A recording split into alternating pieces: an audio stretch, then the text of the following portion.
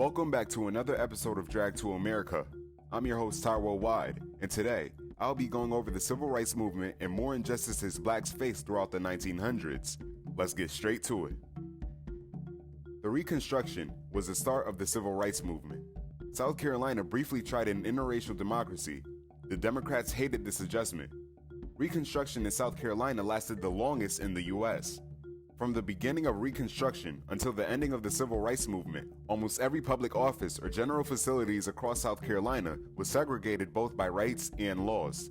Fast forward to an event that went down in history. On Saturday, May 10, 1919, the race riots began in Charleston, South Carolina. Several witnesses say white Navy sailors gave a colored man some money to purchase liquor, and the man never returned. The sailors were so enraged. They searched and searched for the black man, and this led to the sailors attacking every black person in sight. A short time later, the Charleston Naval Yard found out about the melee, and cars of Navy men went into black communities of Charleston, joining the attacks on innocent blacks. There were more than 1,000 sailors fighting. They attacked black homes, rioted in the streets, and destroyed black businesses. This was the worst violence in Charleston since the Civil War. The Great Depression hit the country. Many blacks were already depressed by the racist treatment they endured from whites. Numerous whites and blacks lost work, food security, and homelessness was on the rise. In 1933, the New Deal was created by President Franklin D. Roosevelt. This New Deal was supposed to include blacks to receive the same treatment as whites. However, that wasn't so. Blacks felt disregarded. Situations were so rough during this time, many people of all ethnicities applied for many forms of temporary government help the New Deal offered. Blacks, unfortunately, were not in mind when these programs were created. Yet numerous poor blacks, along with other underprivileged groups, benefited from the temporary government assistance FDR offered. Republicans remained loyal to assisting blacks, yet numerous blacks moved to the Democratic Party due to the securities they thought the government assistance welfare provided them. Franklin Roosevelt issued an executive order that banned discrimination in defense industries. Executive Order 8802 was produced on June 25, 1941. The Congress of Racial Equality, or CORE, was an interracial organization founded to seek change through nonviolent means. The civil rights movement was gaining momentum in South Carolina. The black churches were on the rise in the South. This house of worship made blacks stronger than ever. The black church was a force in sharpening black minds, bodies, and souls. It helped direct black communities to be driven by the power and hope of God. During this time in South Carolina, blacks were still picking cotton and sharecropping. Some even continued working for their previous slave master. Church was a place blacks felt safe, strong, and a part of something. Black churches produced wonderful Negro spirituals, educational opportunities, and a way to stay sane in an insane racist culture. Colored folks were and still are so soulful and eccentric. Our ancestors created the best music the world's ever heard. Blacks were innovators and decorators of music. From Aretha Franklin to James Brown, many black world-renowned artists started in the black churches. South Carolina, like the rest of the country, led peaceful and nonviolent demonstrations against unjust segregation laws and police brutality against blacks. The year 1960 in South Carolina, like other southern states, was filled with protests and sit-ins. 8 black students, 7 in high school and 1 in college, went to a segregated white-only public library. Many whites were angered and left the library. When they refused to leave, police were called on them and all students were arrested. All were charged with disorderly conduct and later released on bail. A heinous event happened in February 1946 after the war, involving Sergeant Isaac Woodard. A hero, returning from battle, was viciously attacked by a malicious, corrupt cop. Isaac was returning from World War II on a bus to South Carolina.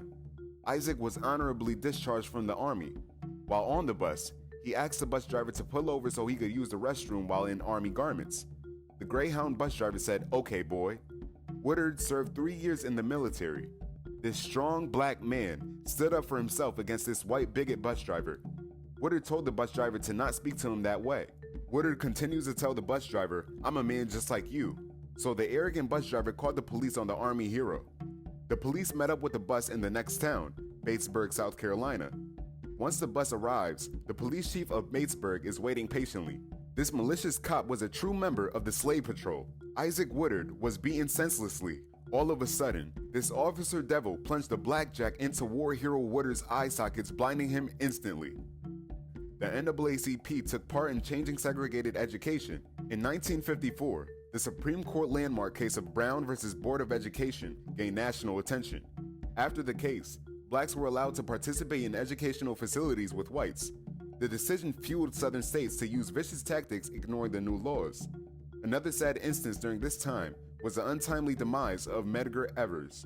Medgar Evers was a focus of an NAACP campaign to desegregate the University of Mississippi Law School.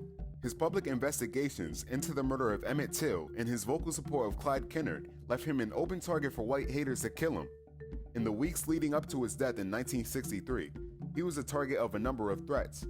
This white racist that killed him was actually found not guilty twice by an all-white jury. The Freedom Riders was a major move in discrimination. People of all diversities from a group named CORE wanted to test the Jim Crow laws in the southern parts of the country. The riders rode on a bus town to town to check that laws were being followed. Once they entered South Carolina on May 9, 1961, an angry group beat civil rights icon John Lewis when he was trying to enter a whites-only bus terminal waiting room in Rock Hill, South Carolina. On May 14, 1961, the riders coming from Atlanta were met with more violence from a mob of Ku Klux Klan racist maniacs in Anniston, Alabama. The white mob stoned the bus and the bus was set ablaze. These riders were ambushed, beat down, and was tormented by the Ku Klux Klan. The Freedom Riders had a non-violent approach. More people volunteered to ride the bus to gain human dignity in change for blacks. Blacks fought in many wars and had been serving in the U.S. military since the Revolutionary War, but their largest numbers are during World War II. By December 31, 1945, 2.5 million colored soldiers were produced. The only jobs that seemed fit to accommodate blacks was in U.S. armed forces. Segregation and radical racism was still a huge factor in these soldiers' lives. Ending discrimination in the armed forces was serious for President Truman. That's why on July 26, 1948, Truman ended practices of segregating for black soldiers. This triggered more blacks to go to the Democratic Party. On September 9, 1957, President Dwight Eisenhower signed the Civil Rights Act of 1957 into law. This bill was the first major civil rights paperwork since Reconstruction. This bill allowed federal prosecution of anyone who tried to prevent someone from voting. The Civil Rights Act of 1960 went into law books in May 6, 1960. These acts have caused many blacks to separate from the Republican Party.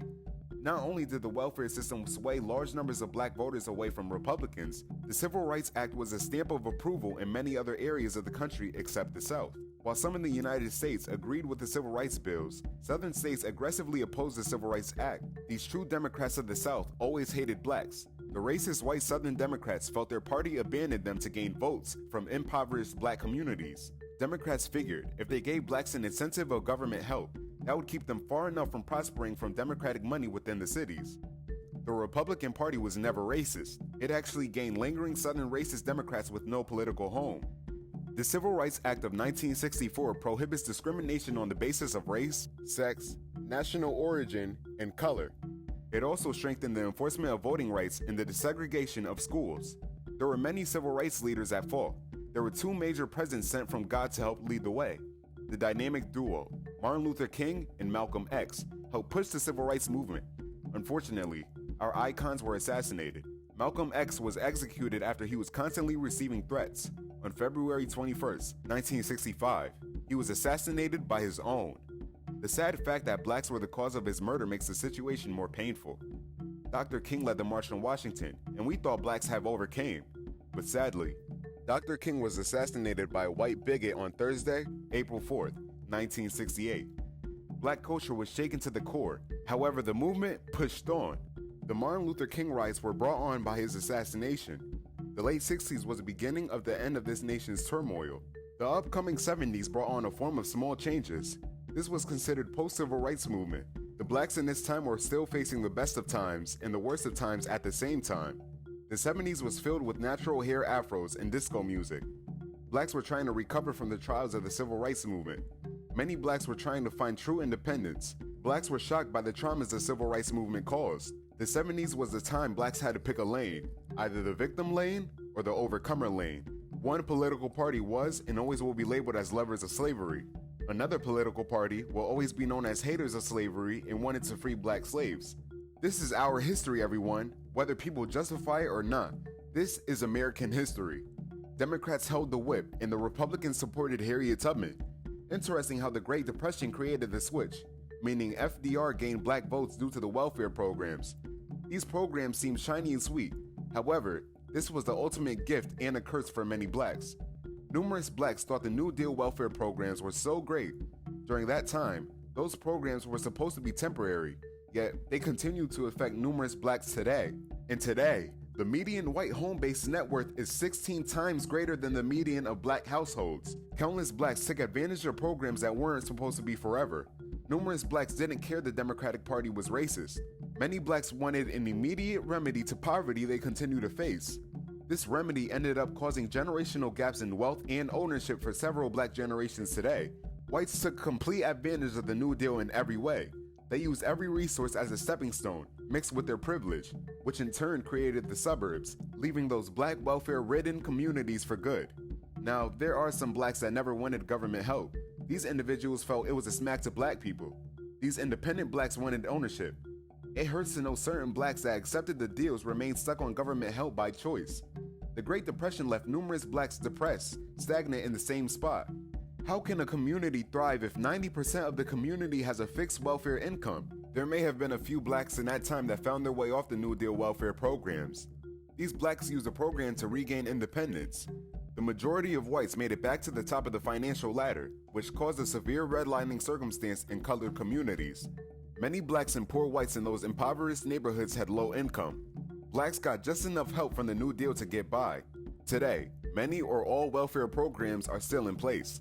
It's amazing how several blacks that took advantage of these FDR programs back then didn't realize it would be a generational financial demise today.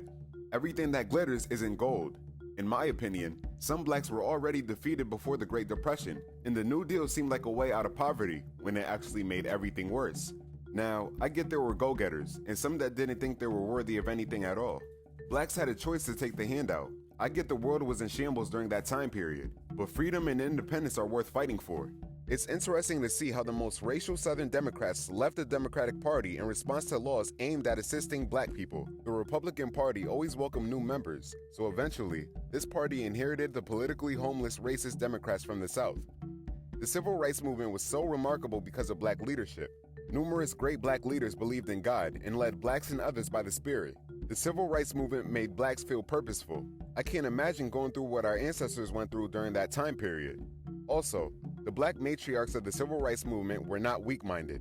The Civil Rights Movement also produced the most evil, wicked whites filled with hate. Yet, it wasn't just white hate that was around. The terror that rocked Malcolm X's family was caused by blacks. The men that assassinated Minister Malcolm were black. Jealousy and envy always was in the hearts of a few blacks that hate to see the rise of another black. Unfortunately, these traits of some blacks hating blacks still exist today.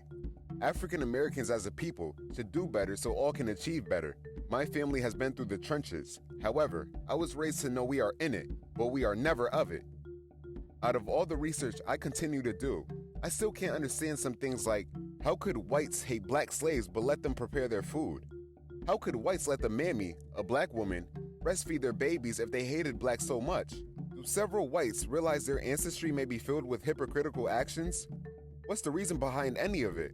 The words Negro, nigger, colored, black folks, and Afro-American are all words that are derogatory towards blacks. It's funny because, in today's society, blacks are still labeled as minority. Why can't everyone just be American? Some whites are on eggshells when dealing with blacks. Should some white people be upset at their success because numerous blacks didn't receive equal treatment? The courage the civil rights participants had was powerful. Today, we all must know the struggle is not over. Blacks have come a long way and have a long way to go. Tune in for my next episode where I'll be tackling the 80s epidemics and what really took the black communities by storm. As always, wash your hands a million times. Spray Lysol everywhere. I'm Ty Worldwide. Take care. God bless.